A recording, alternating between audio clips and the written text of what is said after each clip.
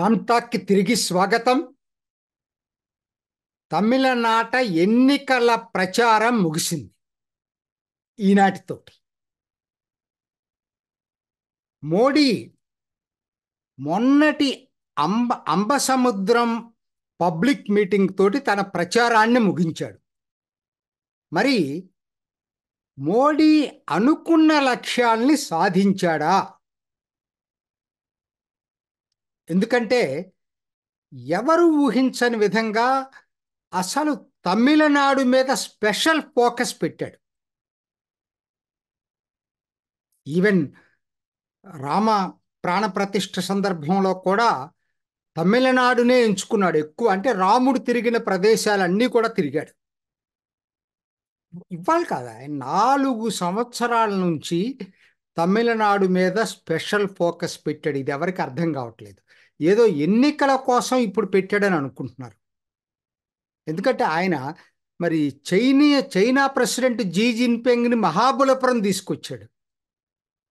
ఐక్యరాజ్య సమితిలో తమిళ భాషను గురించి మాట్లాడాడు, ప్రాచీన భాష అని చెప్పి.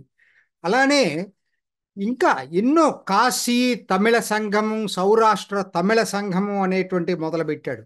తర్వాత మద్రాసులో ఒక యూనివర్సిటీ, చెన్నైలో ఒక సెంటర్ స్టార్ట్ చేశారు.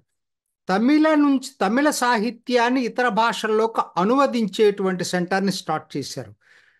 తిరుక్కురల్ అయితే అసలు ప్రపంచానికి పరిచయం చేశాడు. ఫిజీలో కూడా, ఫిజీ పసిఫిక్ మహాసముద్రం ఇంకో దాంట్లో కూడా ఆయన అక్కడ ఇనాగ్రేట్ చేశాడు. సో ఇలా చెప్పుకుంటూ పోతే తమిళ భాషణ గురించి మోడీ చేసినంత ప్రచారం స్వాతంత్రం వచ్చిన తర్వాత ఏ దేశ ప్రధాని చేయలేదు. అక్కడ దాకా ఎందుకండి?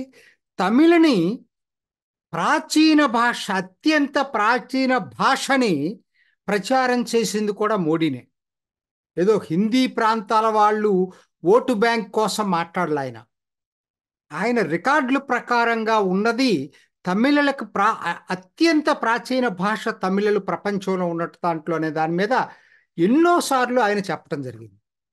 సో కాబట్టి ఇవాళ అందరూ ఏమనుకుంటున్నారు, ఎన్నికల్లో ఏదో ఫోకస్ చేశాడని డిఎంకే చెప్తా ఉంది. అది వాస్తవం కాదు.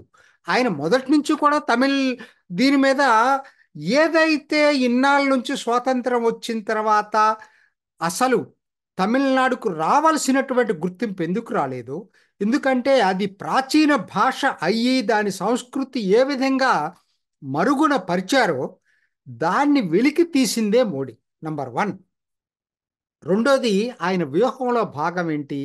డిఎంకే అవకాశవాదాన్ని ఎండగట్టడం, పెరియార్ ద్రవిడవాదం అసలు ఏ విధంగా అది నిజమైనటువంటి వాదం కాదో ప్రజలకు తెలియజెప్పటం, జాతీయవాదాన్ని తమిళంలో విస్తృతంగా ప్రచారం చేయటం, బీజేపీ ఎన్నడూ హిందీ భాషను బలవంతంగా రుద్దదని చెప్పటానికి తన ప్రయత్నం చేయటం, తమిళ భాషని ఓన్ చేసుకోవటం, ఇవన్నీ ఆయన చేసినటువంటి పనులు ప్రధానంగా.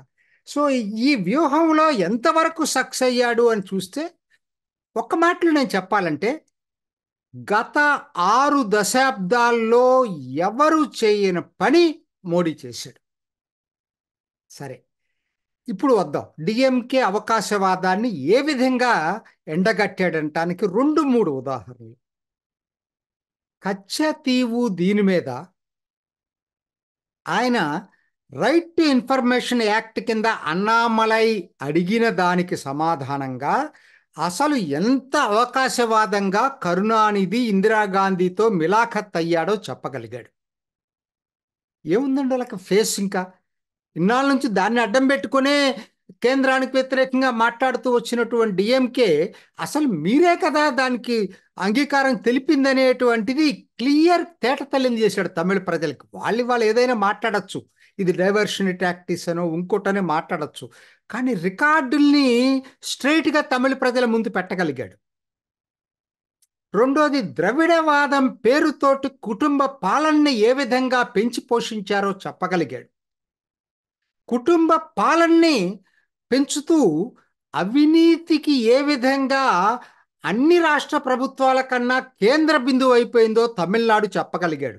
ఇంతమంది మంత్రుల మీద ఈడీ దాడులు, వాళ్ళ అరెస్టులు, కోర్టులు ధృవీకరించటం, ఇవన్నీ కూడా దాన్ని తేటతెల్లి చేస్తా ఉన్నాయన్నమాట. సో డిఎంకే అవకాశవాదాన్ని ఎండగట్టడంలో మోడీ అద్భుతంగా పనిచేశాడు. రెండోది ద్రవిడవాదాన్ని ఎండగట్టడం. ఇది చాలా ఇంపార్టెంట్. ఎందుకంటే డిఎంకే ఒక్కటే కాదు, ద్రవిడవాద వారసులు చాలా మంది ఉన్నారు ఇవాళ. ఆల్మోస్ట్ అన్ని పార్టీలు, ఎన్ని పార్టీలు ఉన్నాయి ఒకటి కాదు. డిఎంకే, ఈవెన్ అన్నా డిఎంకే, ఎండిఎంకే, ఈవెన్ ఎన్టీకే, తమిళ ఇది చెప్పుకున్నటువంటి ఎన్టీకే ఒక పార్టీ కాదండి, విసికే, వీళ్ళందరూ ఆ ద్రవిడవాదాన్ని పెంచి పోషిస్తూ వచ్చారు. అసలు ద్రవిడవాదం అనే దానికి అర్థం లేదని ఎలా చెప్పుకొచ్చాడు? ద్రవిడవాదం వేరు, తమిళ తమిళ ఆత్మగౌరవం వేరనేది చాలా విడమర్చి చెప్పగలిగాడు. అసలు పెరియార్ తమిళ భాషకి అగనిస్ట్ అనేది కూడా రికార్డుల ద్వారా ప్రూవ్ చేశారు. అందుకని మీకు చాలా మందికి తెలుసో లేదో, నిన్నటి 2 రోజుల క్రితం ఏప్రిల్ 14 తమిళ్ న్యూ ఇయర్ వచ్చింది, చిత్రాయ్. దాన్ని జరపలేదు, దానికి అభినందనలు, గ్రీటింగ్స్ కూడా ఇవ్వలేదు ఏది డిఎంకే పార్టీ. ఎందుకని? ద్రవిడ పార్టీలు ఏది ఇవ్వలేదు వాళ్ళకి. పెరియార్ చెప్పాడు కదా, అంటే ఇది హిందూ క్యాలెండర్ ప్రకారంగా వచ్చేటువంటి తమిళ నూతన సంవత్సరం కాబట్టి దీన్ని మేము జరపం. చూడు, వితండవాదం ద్రవిడవాదాలది. అసలు ఆయన చాలా మందికి తెలియని విషయం ఏంటంటే, పెరియారు అసలు తమిళ సాహిత్యాన్ని నిరసించాడు. చాలా దారుణమైన, నేను ఆ మాటలు చెప్పలేను. ఆయన మాట్లాడిన మాటలు చాలా దారుణంగా ఉన్నాయి. టాయిలెట్ పేపర్ పనికొస్తాయి అన్నాడు. తిరుక్కురల్ని యాక్సెప్ట్ చేయలేదు ఆయన. ఎందుకంటే ఇవన్నీ కూడా సనాతన ధర్మానికి వ్యతిరేకంగా లేవు. అది ఆయనకు వచ్చినటువంటిది. సో కాబట్టి దీన్ని మోడీ డైరెక్ట్గా కొన్ని ఎక్స్ప్లోర్ చేశాడు, కొన్ని అన్నామలై చేశాడు, కొన్ని రికార్డుల ద్వారా బయటకు వచ్చినాయి, చర్చల్లో కొన్ని బయటకు వచ్చినాయి. మొత్తం మీద ఏంటంటే ఇవాళ వదిలిపెట్టరు కదా, ఒకనాడులాగా ఎవరో నాయకుడు చెప్తే గుడ్డిగా నమ్మేటువంటి ప్రపంచం కాదు ఇది. కాబట్టి ఏ విధంగా పెరియార్ ద్రవిడవాదం తమిళ వాదానికి, తమిళ ఆత్మగౌరవానికి, తమిళ సంస్కృతికి వ్యతిరేకము తేట తెల్లం చేశాడండి తమిళ ప్రజలకి. ఇంతకన్నా ఇంకేం కావాలండి? తేట తెల్లం చేశాడు. అట్లానే అసలు నిజం చెప్పాలంటే హిందీ భాష విషయంలో కూడా అసలు వీళ్ళంత అవకాశవాదులు ఎవరున్నారండి? వీళ్ళు ఎన్నికల కోసం ఇవాళ ఏం చేస్తున్నారు? కోయంబత్తూరులో, ఎక్కడ దాకా అవసరం, నేను కోయంబత్తూరు గురించి చెప్తున్నా. కోయంబత్తూరులో నార్త్ ఇండియన్స్ ఎక్కువ ఉన్నారు కాబట్టి హిందీ భాషలో ప్రచురించి కరపత్రాలు పంచుతున్నారు. చెన్నై సెంట్రల్లో నార్త్ ఇండియన్స్ ఎక్కువ ఉన్నారు కాబట్టి హిందీ భాషలో కరపత్రాలు ప్రచురించి పంచుతున్నారు. వీళ్ళు హిందీకి వ్యతిరేకం అంటే జనాలు నమ్మాలా? అయినా మోడీ ఏ రోజు కూడా మీరు బలవంతంగా మేము రుద్దుతామని చెప్పలేదు. మాతృభాషకి ప్రాధాన్యత ఇచ్చాడు న్యూ ఎడ్యుకేషన్ పాలసీలో. అంతేగాని తమిళకి వ్యతిరేకంగా ఎక్కడా మాట్లాడిన, తమిళని నిజంగా ఆయనే ప్రచారం చేశాడండి. ఐక్యరాజ్య సమితిలో పొగిడాడు. అతి ప్రాచీన భాష అని ఏ రోజు కారోజు. నిన్న ఎలక్షన్ మేనిఫెస్టోలో కూడా తమిళని గురించి మాట్లాడారు. తిరువళ్ళువార్ సెంటర్స్ పెడతానన్నాడు గ్లోబల్ లెవెల్లో. ఎవరు చేశారండి ఆ పద్ధతుల్లో? సో కాబట్టి వాళ్ళు మాట్లాడటానికి వాళ్ళకేం లేదు హిందీని గురించి. చివరికేంటి, వీళ్ళు ఏదీ దొరక్క జాతీయవాదానికి వ్యతిరేకంగా మళ్ళీ మొదలుపెట్టారు. నార్త్ సౌత్ ద్రవిడవాదంలో భాగమే ఇదంతా కూడా. నార్త్ సౌత్ డివిజన్ అంట. ఏంటి, నిన్న శశి థరూర్ వచ్చి మాట్లాడతాడు ఇక్కడికి వచ్చి. శశి థరూర్ వచ్చి నార్త్ సౌత్ డివిజన్ వీళ్ళు మాట్లాడారంటే అర్థం ఉంది. ఓటు బ్యాంక్ రాజకీయాల కోసం ఏ స్థాయికైనా దిగజారుతారు నాటకులు, వీళ్ళ నాయకులు. ఆయన ఇంటర్నేషనల్ డిప్లొమాట్. ఆయన వచ్చి ఇక్కడ ఇవాళ అట్లా మాట్లాడాడు. సో అన్నామలై తుత్తినీయలు చేశాడు వాళ్ళందరినీ కూడా.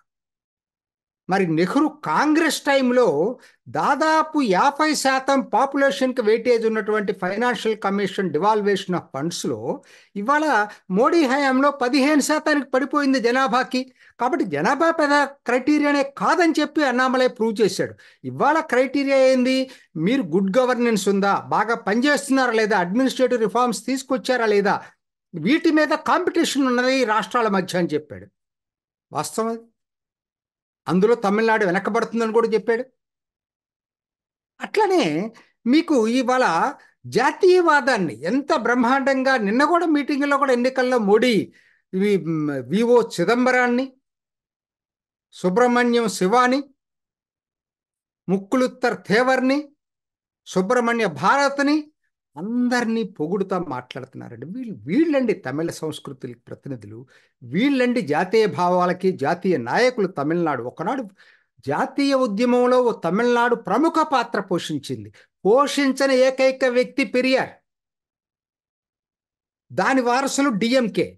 వీళ్ళెప్పుడు కూడా భారత్లో మిళితమని చెప్పటానికి వాళ్ళకి దాదాపు చానాలు పట్టింది. దాదాపు 70-80లోనే వాళ్ళు ఒప్పుకున్నారు, లేదు మేము భారత్లో ఆ థీరీని వదులుకుంటున్నాం అని చెప్పి. వీళ్ళు చీల్చి చెండాడాడు అనుకోండి మోడీ ఈ విషయాల్లోనైనా నా దృష్టిలో. ఎందుకంటే ఏదో టూరిస్ట్ విజిటర్గా రాలేదు. అంతకుముందు ప్రధానులు కానీ అంతకుముందు జాతీయ పార్టీలు, ఎందుకంటే కాంగ్రెస్ చేసింది ఏంటంటే కాంగ్రెస్ సరెండర్ అయిపోయింది ద్రవిడ పార్టీలకు. ఇందిరాగాంధీ టైంలో 1971లో ఒప్పందం ఏంటి ఒప్పందం? అసెంబ్లీ మొత్తం డిఎంకేకి వదిలిపెట్టింది, పార్లమెంట్లో ఆవిడ పోటీ చేసింది. దాంతో అసలు మొత్తం మారిపోయింది ఇక్కడ. సో ఇవాళ తిరిగి మళ్ళా స్పేసు సాధించింది మోడీ జాతీయ పార్టీకి. ఎందుకంటే ఎన్ని సీట్లు గెలుస్తారనేది పక్కన పెట్టేస్తే జాతీయ పార్టీని విస్మరించలేని స్థాయికి ఇవాళ తమిళనాడు ఎన్నికల రణరంగం స్టార్ట్ అయింది. అది మోడీ సాధించినటువంటి విజయం. దాదాపు 100 సంవత్సరాలు మేం ప్రత్యేకం, మా ద్రవిడనాడు సపరేట్ అని చెప్పినటువంటి వాళ్ళు, నేను అనుకోవట్లేదు ఇవాళ ఒక్క రోజులో ఇది అంతమైపోయి మొత్తం మోడీ విజయం సాధించాడంటే సాధ్యం కాదు కూడా ఎవరికి కూడా. కానీ నేను ఒక్క మాట చెప్పగలను, ద్రవిడవాదాన్ని తుత్తునియలు చేయటంలో మోడీ ఓ పెద్ద ముందడుగు వేశాడని చెప్పొచ్చు. ఆయన వ్యూహం ఫలించిందని చెప్పొచ్చు. ఇది ఈనాటి రామ్ టాక్. ఇంకొక ఎపిసోడ్లో మళ్ళీ కలుసుకుందాం. నమస్తే. చూసారు కదండి, మరి ఈ వీడియో కనుక మీకు నచ్చినట్లయితే ఒక లైక్ కొట్టేసి మీ అభిప్రాయాన్ని కూడా కామెంట్ బాక్స్లో తెలియజేస్తూ ఇలాంటి ఇంట్రెస్టింగ్ అప్డేట్స్ కోసం మా ఛానల్ని సబ్స్క్రైబ్ చేసుకోండి.